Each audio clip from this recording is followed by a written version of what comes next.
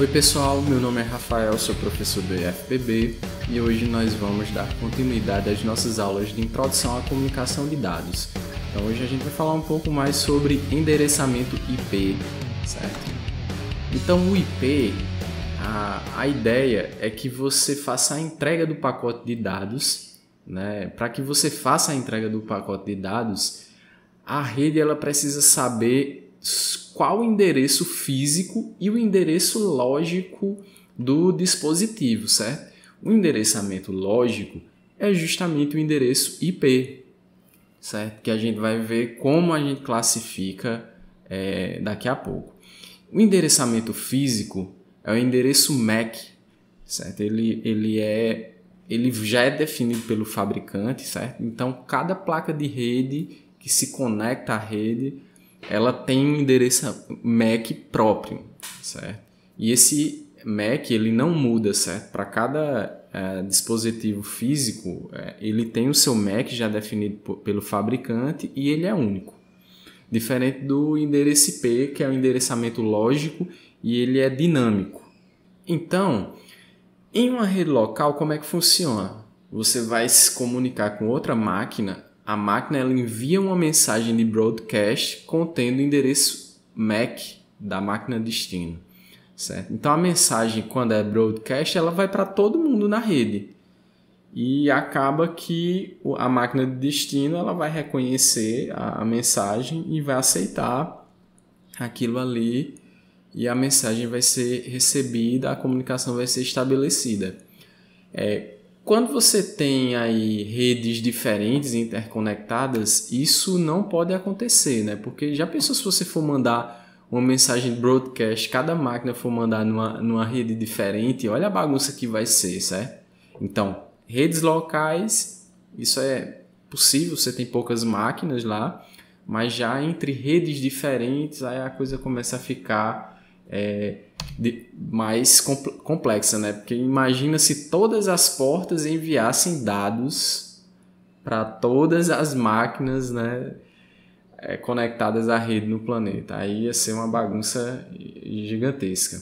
Então, para evitar esses problemas, aí utilizam-se os roteadores, né? Os roteadores que fazem, como o nome já diz, o roteamento da informação para chegar até o seu destino, certo? Então, o pacote é feito de uma rede para outra utilizando os roteadores. Se você observar aqui, ó, essa linhazinha verde, ó, tá vendo que a mensagem ela vai aqui, ó, para a internet e veja que cada caminhozinho aqui em azul, ó, certo? Aqui em vermelho entre os roteadores. Então veja que é possível seccionar esses caminhos e estabelecer rotas aqui entre computadores por meio destes dispositivos. E tudo isso é feito graças ao endereçamento lógico IP. Então, qual é a cara do IP, pessoal? O endereçamento IP ele possui 32 bits e é dividido em 4 octetos. Cada um contém 8 bits. Então, se você olhar aqui, ó, esse é um exemplo de endereçamento IP, dividido em 4 blocos, ó, 192.168.1.10. A gente vai entrar em detalhes e ver o que cada octeto desse representa. Lembrando que cada octeto ele vai até 255, certo? Então, se você pegar aqui, ó, 256, esse valor não vai existir. Então, é de 0 a 255. É dessa forma aqui, ó. Como são 8 bits, é 2 elevado a 8. Então, você tem aqui de 0 a 255. E os endereços eles podem variar de 0.0.0.0 a 255, 255, 255, 255. Certo? Então, essa aí é o range de variação de cada octeto. Então, gente, observe que cada dispositivo ele precisa ter um endereço de IP único. Então, não tem essa de você ter dois dispositivos com o mesmo endereço IP na rede, né? Pelo menos não de forma natural aí. Não deve ter isso. certo? E também não se pode utilizar qualquer endereço IP que você quiser. Vou colocar esse número aqui. Não, o usuário ele não pode fazer isso. Quando se conecta à internet, né, ou à rede local, você pode ter uma rede local, né? E pode ter uma rede local se conectando à internet por meio de um roteador, certo? Então, dependendo desse jogo, né, se é rede local, se é internet, aí você vai ter que utilizar endereços públicos ou privados. Isso aí a gente vai ver um pouco à frente. Então, o endereço IP ele é composto por dois campos. Um ele identifica a rede e o outro diz respeito à máquina. Isso vai começar a ficar claro quando a gente começar a falar sobre máscara de subrede e projeto de subredes, certo? Um pouquinho à frente. Então, é necessário utilizar o IP que pertença à rede, certo? Então, quando você tem uma rede lá, parte do IP diz respeito à rede, parte diz respeito à máquina. Então, dependendo do range do IP, esse IP pode não estar contido em uma rede em específico. Isso a gente vai ver mais à frente. Então, como eu falei para vocês, a máscara de subrede ela vai dizer para a gente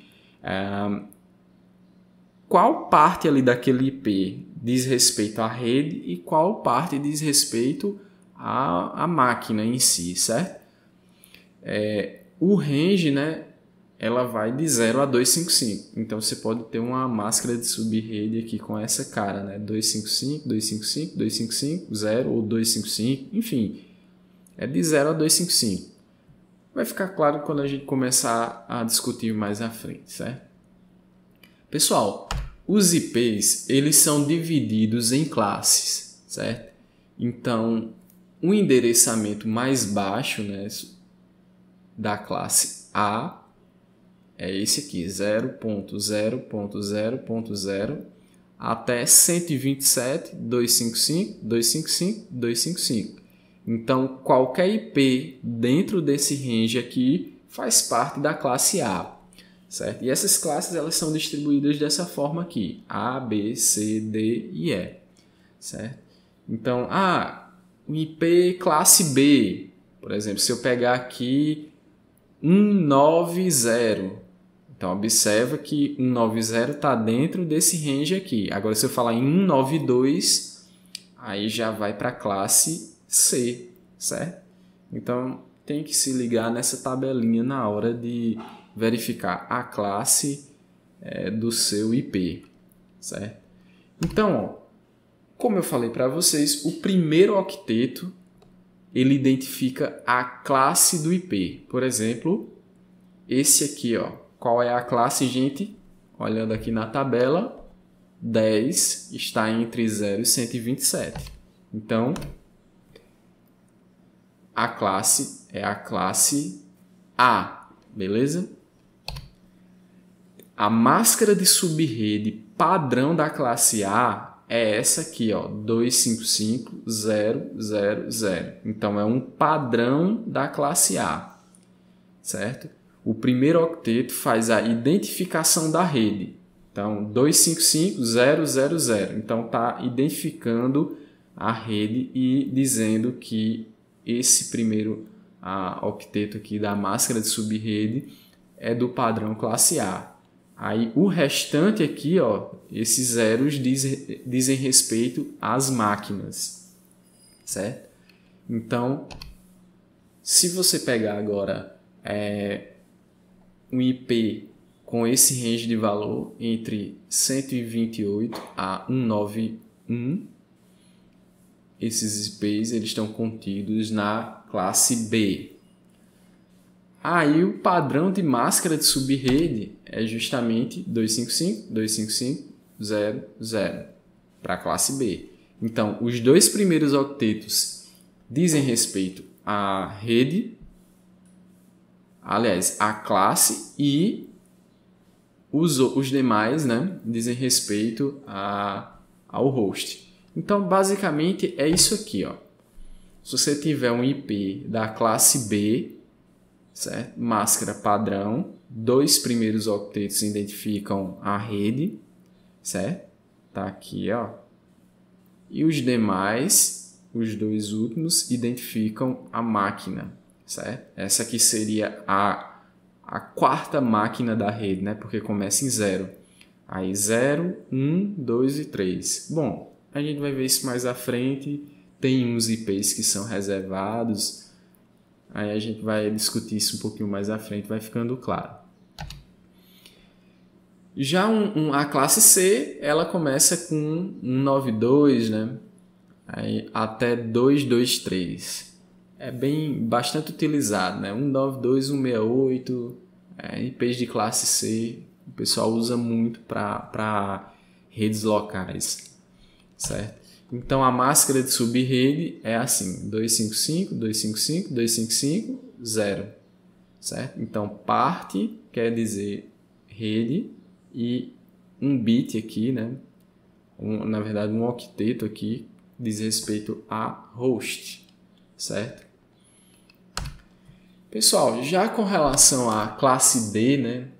A classe D, ela é geralmente utilizada para multicast, né? Para comunicação ali, para o pessoal da manutenção que vai mandar mensagens para computadores da rede. Então, fica mais reservado para essas aplicações aí de manutenção, de administração de rede, certo? Então, como eu falei para vocês, né, os endereços de IP eles podem ser privados e podem ser públicos. Então, gente, se você quer acessar a internet, você tem que ter um IP público. Quando você faz quando você faz uma conta aí com um administrador local de internet, né, você coloca internet na sua casa.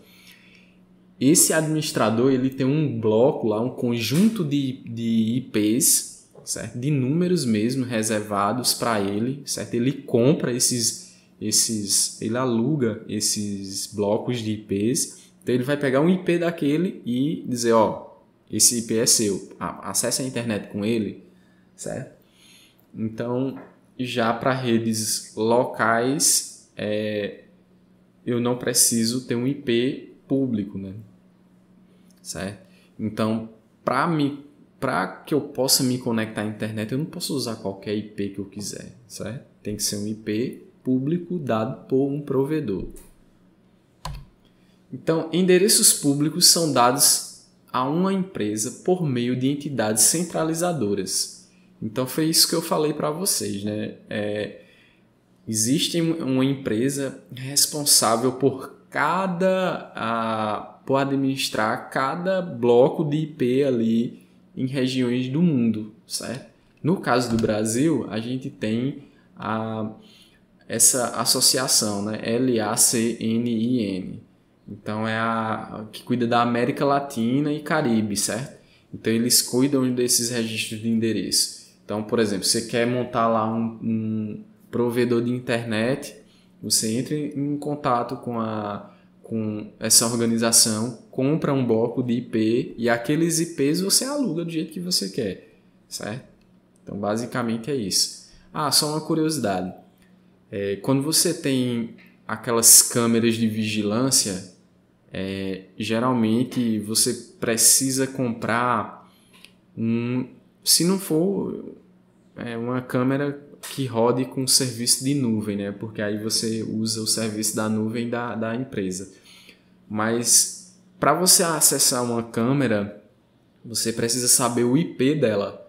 Então, você tem que ir no provedor, alugar um IP lá que seja um IP fixo para você.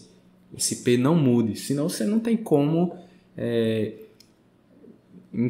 saber o IP da sua câmera, porque esse IP ele é randômico, né? Ele vai alterando, né? Ele é dinâmico, certo? Pronto, é justamente isso que a gente falou, né? O endereço de IP ele é normalmente dinâmico.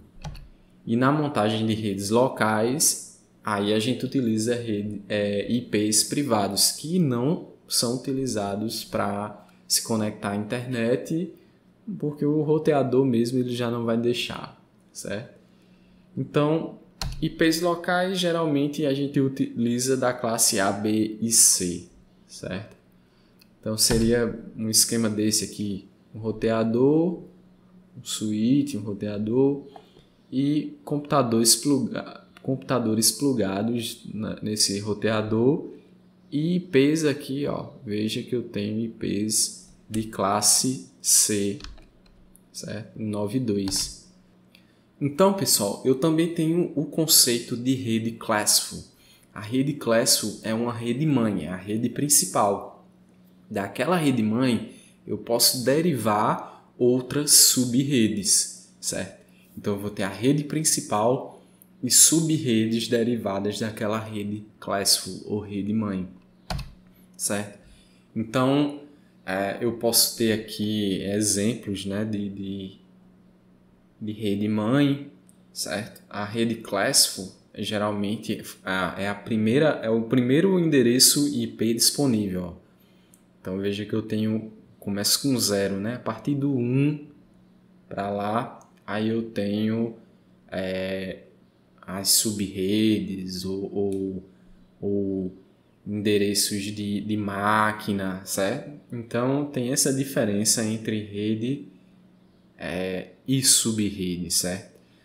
A gente vai ver isso com mais detalhes nas próximas aulas e vai ficar claro para a gente.